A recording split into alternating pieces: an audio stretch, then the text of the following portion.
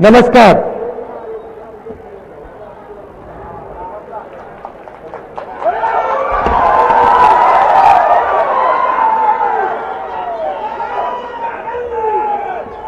रिपुन बोरा जी,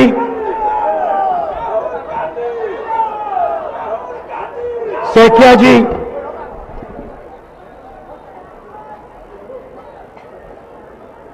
Jitendra Singh ji, Bhupesh Baghel ji, stage पे Congress party के वरिष्ठ नेता, हमारे प्यारे कार्यकर्ता, भाइयों और बहनों,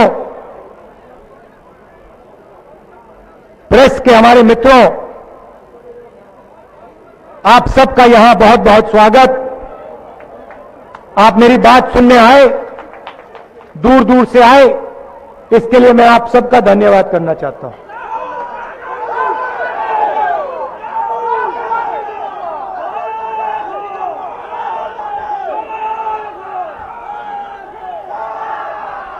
जब मैं यहां आ रहा था, मैं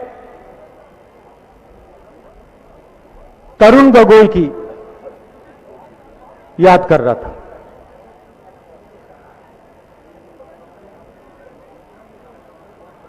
जब भी मैं असम आता था, तरुण गोगोई जी से बात करने का मौका मिलता था। और शायद आपको यह बात नहीं समझ आती, मगर जो असम के बाहर से आता है, उसके लिए असम बहुत कॉम्प्लेक्स प्रदेश है।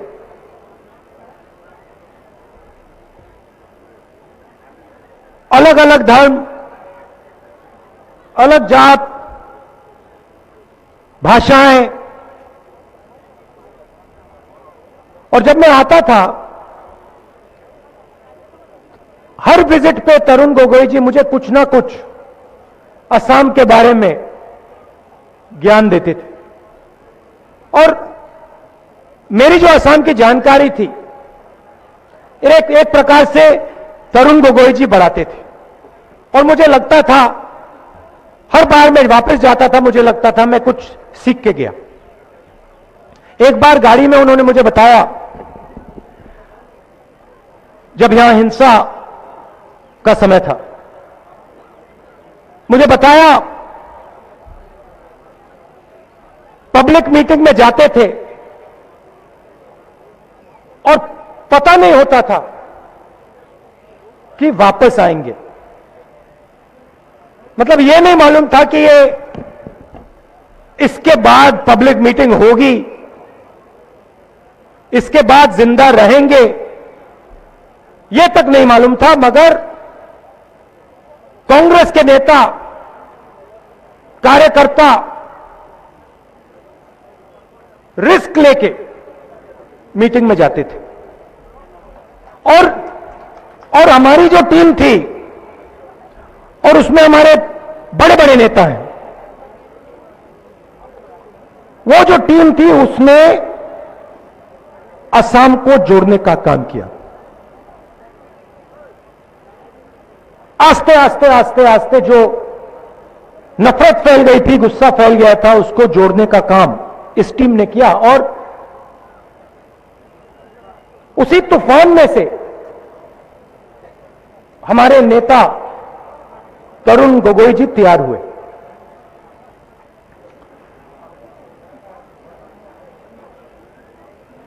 आज मुझे बताया गया कि जो पुरस्कार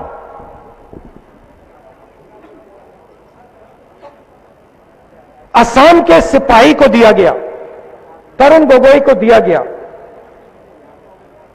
उस व्यक्ति को जिसने इस प्रदेश को जोड़ा, उस व्यक्ति को जिसकी पूरी जिंदगी इस प्रदेश की रक्षा करने के लिए गई,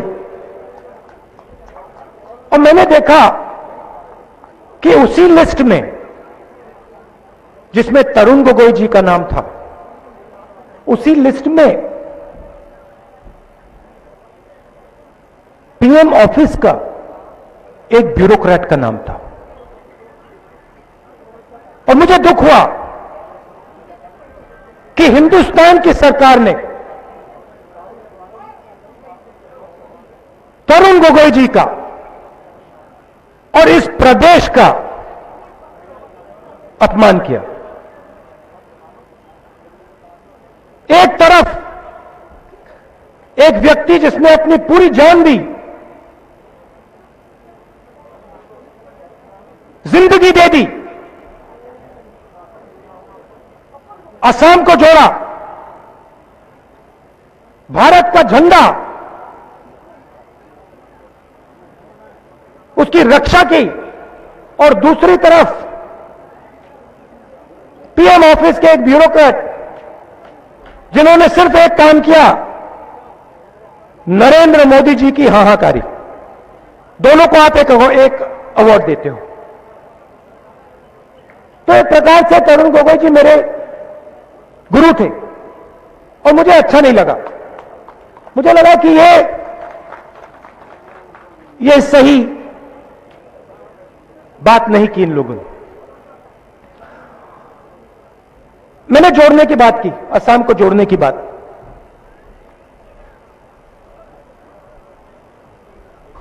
जोड़ा कैसे गया? पूरे असम को एक साथ लाकर बातचीत करके असम अकॉर्ड, जो एक प्रकार से असम का प्रोटेक्टर है, आपकी रक्षा करता है। औजार वही है, शांति का औजार वही है। तो मैं पहली बात आपको कहना चाहता हूं, असम अकॉर्ड की प्रिंसिपल्स को मैं और कांग्रेस पार्टी के सब नेता डिफेंड करेंगे, प्रोटेक्ट करेंगे, और 1 इंच उससे पीछे हम नहीं हटने वाले।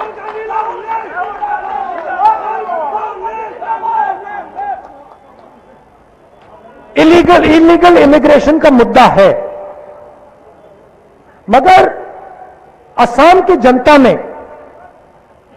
वो कॉन्फिडेंस है, वो कैपेबिलिटी है कि मिलके बातचीत करके इस मामले को रिजॉल्व किया जा सकता है। ये आप में कैपेबिलिटी है। मगर अगर यह प्रदेश फिर से बंट गया, जो बीजेपी और आरएसएस रोज करते हैं, तो फिर बीजेपी का और आरएसएस का नुकसान नहीं होगा, नरेंद्र मोदी का नुकसान नहीं होगा, आपके चीफ मिनिस्टर का नुकसान नहीं होगा, असम का नुकसान होगा। और जितना असम का नुकसान होगा उतना हिंदुस्तान का नुकसान होगा। क्योंकि आप अपनी जगह समझो, आप कोई छोटे प्रदेश नहीं हो, आप हिंदुस्तान के गुलदस्ते के एक सुंदर फूल हो, और देश को जितनी आपको देश की, ये बात आप कभी मत भूलिए, ये बात आप कभी मत भूलिए जो मैं बोल रहा हूं, जितनी आपको देश की जरूरत है उतनी देश को आपकी जरूरत है। तो असम में हिंसा आएगी, असम बटेगा तो हिंदुस्तान को चोट पड़ेगी और असम को चोट पड़ेगी, और हम ये नहीं चाहते हैं और ये हम नहीं होने देंगे। हमने ये गमछा पहना है, ये मैं आपको दिखा देता हूं। इस पे लिखा है CAA, और इस पे हमने क्रॉस लगा रखा है। मतलब चाहे कुछ भी हो जाए, चाहे कुछ भी हो जाए, ये देखो सबने पहन रखा है, ये देख लो। चाहे कुछ भी हो जाए, सीएए नहीं होगा।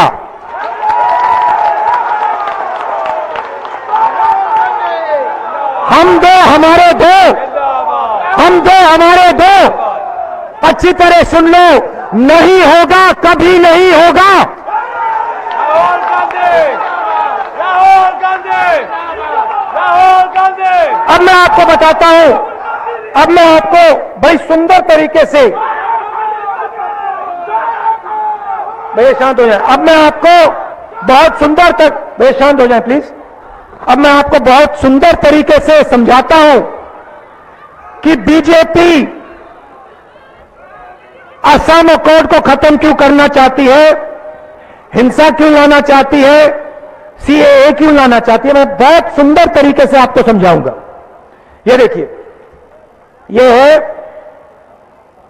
100 रुपए का नोट, है ना, ठीक है। ये है 50 रुपए का नोट, ये है कितने का, ये 10 का, और ये है 2 सिक्के 7 रुपए के, मतलब 167 रुपीस, है ना, ठीक है। अब आप मुझे समझाइए, 167 रुपीस टी वर्कर को मिलता है ना भैया। इससे क्या खरीदा जाता है, क्या मिलता है इससे? तो टी वर्कर को 167 और गुजरात के व्यापारियों को टी गार्डन।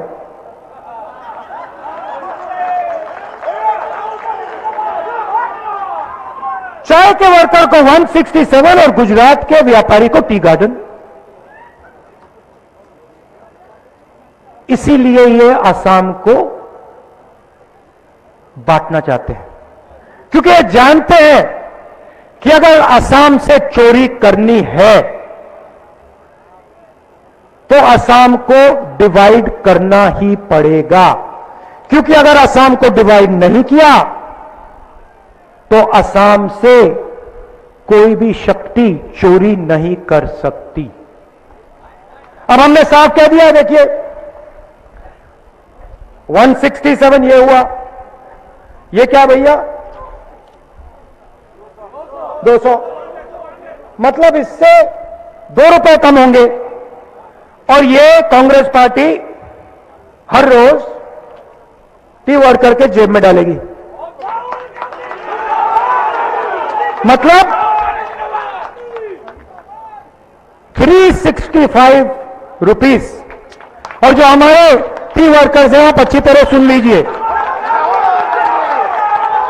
ये जो आपको 167 मिल रहा है, चाय के मजदूर अच्छी तरह सुन लीजिए, ये जो आपको 167 मिल रहा है, इसमें ये जो है ना, हम जोड़ देंगे ऐसे और आपकी जेब में डाल देंगे।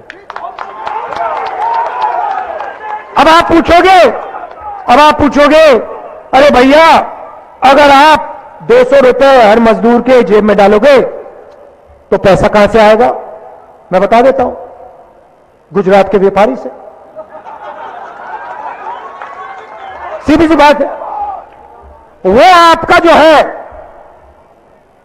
वो आपसे छीन रहा है। मजदूर भूखा मर जाता है, इनकी सरकार कुछ नहीं करती।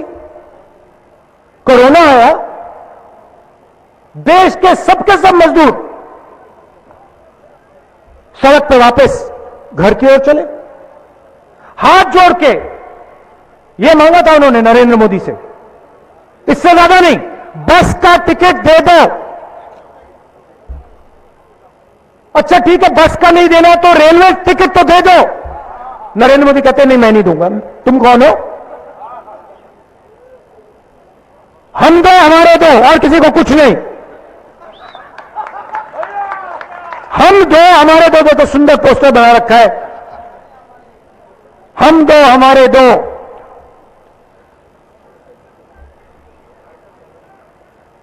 बाकी सब मर लो। हम दो हमारे दो, बाकी सब मर लो। भाइयों और बहनों, हिंदुस्तान को आज 4 लोग चलाते हैं और असम के लिए मैं उसका थोड़ा एक्सटेंशन लाया हूं। हम दो, हमारे दो और हमारे दो और जो असम को चला रहे हैं। हम दो, हमारे दो और असम से सब कुछ लो।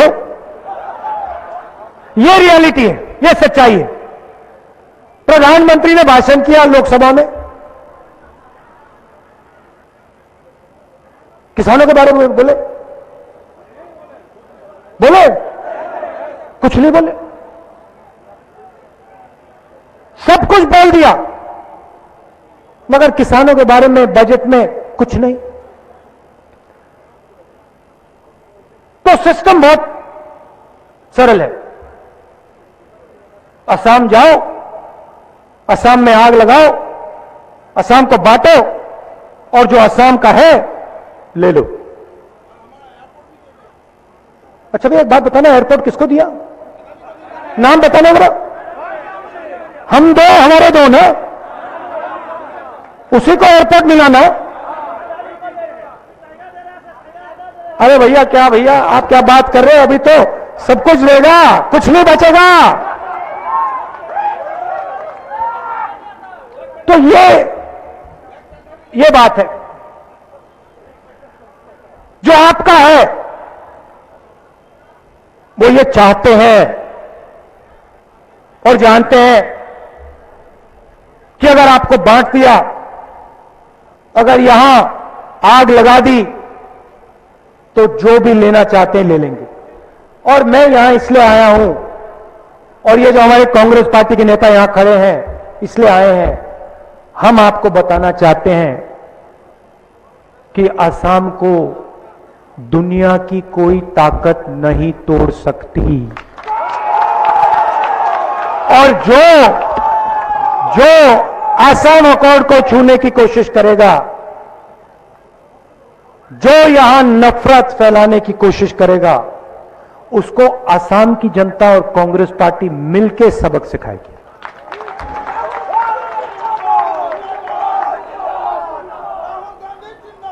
मैंने नोटबंदी की, जीएसटी की, कोरोना की थोड़ी सी बात करनी है, क्योंकि मैंने आपको असम के बारे में बताया और जो असम में हो रहा है वो हिंदुस्तान, पूरे हिंदुस्तान में हो रहा है। तो थोड़ा सा मैं हिंदुस्तान में जो हो रहा है उसके बारे में आपको बताना चाहता हूं। रोजगार हिंदुस्तान में छोटे बिजनेस, मिडिल साइज बिजनेस, किसान और छोटे व्यापारी तैयार करते हैं, पैदा करते हैं। बड़े बड़े उद्योगपति रोजगार नहीं पैदा करते। यहां युवा जो आए हैं, आपको तो मालूम है कि असम को, अगर हम असम की बात करें तो युवाओं के सामने सबसे बड़ा मुद्दा रोजगार का मुद्दा है। असम का युवा जानता है कि बीजेपी सरकार हो तो असम में उसे रोजगार नहीं मिल सकता, यह तो पक्का है। और आप किसी से भी पूछ लीजिए, सड़क पे जाइए, पूछ लीजिए भैया यहां रोजगार मिला किसी को? ना, कहीं नहीं। इसका कारण है और मैं कारण आपको समझाना चाहता हूं। रोजगार छोटे व्यापारी, छोटे बिजनेस, मिडिल साइज बिजनेस तैयार करते हैं और पिछले 5-6 सालों से इस रोजगार की रीढ़ की हड्डी पर नरेंद्र मोदी ने आक्रमण किया है। पहला आक्रमण नोटबंदी, आपके जेब से 500 और 1000 रुपए का नोट निकाला और जो छोटे छोटे बिजनेस थे एक के बाद एक, एक के बाद एक, एक के बाद एक वो बंद हुए। किसानों के घर में से पैसा निकला, मजदूरों के जेब में से पैसा निकला। नरेंद्र मोदी वहां नहीं रुके, उसके बाद जीएसटी, फिर वही बात जो नोटबंदी के पीछे सोच थी, कमजोर लोगों को मारो, गरीबों को मारो, उनसे पैसा छीनो, वो ही जीएसटी में किया। आप किसी भी दुकान में चले जाइए, किसी भी छोटे व्यापारी के पास जाइए, उससे पूछिए जीएसटी से फायदा तुम्हारा हुआ, हां या ना? देखिए यही पूछ लेते हैं, बताओ जीएसटी से फायदा हुआ? नहीं हुआ। पूरा देश ये चिल्ला रहा है जीएसटी से फायदा नहीं हुआ, नोटबंदी से फायदा नहीं हुआ। उसके बाद कोरोना में लाखों करोड़ रुपए नरेंद्र मोदी ने इनका कर्जा माफ किया, हम दो हमारे दो का, गरीबों से फिर से पैसा छीना और उनका कर्जा माफ किया। और अब 3 खेती के बिल लाए जिससे ये पूरे खेती के सिस्टम को खत्म करने वाले हैं। और हिंदुस्तान का सबसे बड़ा बिजनेस 80 लाख करोड़ रुपए का बिजनेस 2 लोगों को पकड़ाने जा रहे हैं। भाइयों और बहनों, जब तक हम छोटे व्यापारियों को, स्मॉल मीडियम बिजनेसेस को, किसानों को मजबूत नहीं करेंगे, तब तक ये देश में रोजगार पैदा नहीं हो सकता है। सच्चाई। और नरेंद्र मोदी 24 घंटे इस रीढ़ की हड्डी पर आक्रमण करते हैं। कांग्रेस पार्टी गरीबों की पार्टी है, कमजोरों की पार्टी है, किसानों की, मजदूरों की, छोटे व्यापारियों की, छोटे बिजनेस वालों की, मिडिल साइज बिजनेस वालों की। हम जनता की पार्टी है, लोगों की पार्टी है। और जब हम यहां सरकार में आएंगे, 2-3 चीजें आपको दिखने को मिलेंगी। सबसे पहले जो नफरत फैलाई जा रही है वो खत्म हो जाएगी। दूसरी बात, हम किसी को पीछे नहीं छोड़ने वाले हैं।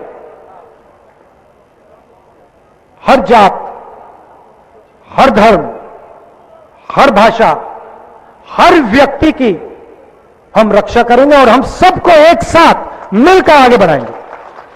और तीसरी बात, जो हमारे युवा हैं, आपको याद होगा 2004 के पीरियड में 2014 तक आपको याद होगा कि पूरे हिंदुस्तान में तेजी से इकोनॉमिक ग्रोथ हुई थी। आपको याद होगा कि युवाओं को रोजगार मिलता था, करोड़ों लोगों को हमने गरीबी से निकाला। तो युवाओं को मैं कहना चाहता हूं कि जो आपको आज दुख हो रहा है, जो आपके दिल में घबराहट है, हम इस घबराहट को मिटा देंगे और हम आपके लिए असम में रोजगार पैदा करेंगे। यह मेरा पहला दौरा है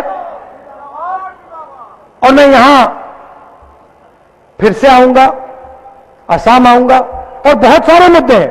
आज मैंने सिर्फ 2-3 मुद्दे उठाए हैं, मगर ये बहुत जरूरी मुद्दे हैं, क्योंकि हम चाहते हैं कि ये प्रदेश तेजी से आगे बढ़े, युवाओं को यहां रोजगार मिले,